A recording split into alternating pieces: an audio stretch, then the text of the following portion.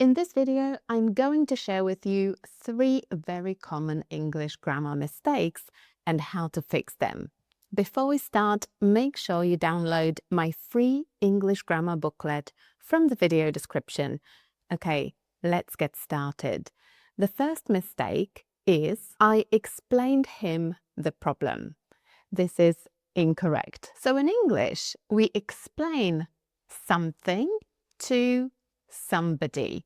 So instead of saying I explained him, we need to say to him. I explained to him. So the full sentence will be I explained the problem to him. I am also going to give you an advanced tip, the phrase to explain yourself. To explain yourself means to give reasons for your behavior, especially if you said or did something that was wrong or confusing. For example, you need to explain yourself after what you said yesterday. So maybe you said something that was wrong or confusing, and you need to give the reasons for what you said. The teacher asked the student to explain himself in front of the class. So the teacher asked the student to give reasons for his behavior. The next very common mistake is I almost have finished the book. So the mistake here is the word order. The words need to be in a slightly different order. I have almost finished the book. So this is the present perfect. And when we have almost, it normally goes between have and the past participle. So I have almost finished the book. Words like already and just are the same.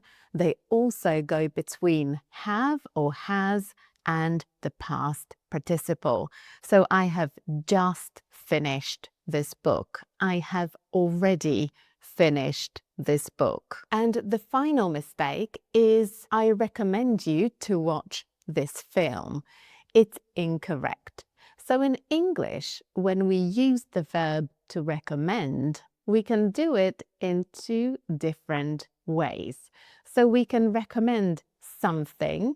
For example, I recommend this film, I recommend this restaurant, I recommend this hotel, or we can recommend that. So for example, I recommend that you watch this film. Now, another advanced tip. So the word recommend often goes with highly. I highly recommend this film. When you really enjoyed something like a book or a film or a trip, and you think other people should do it too, you can use the phrase, I highly recommend it.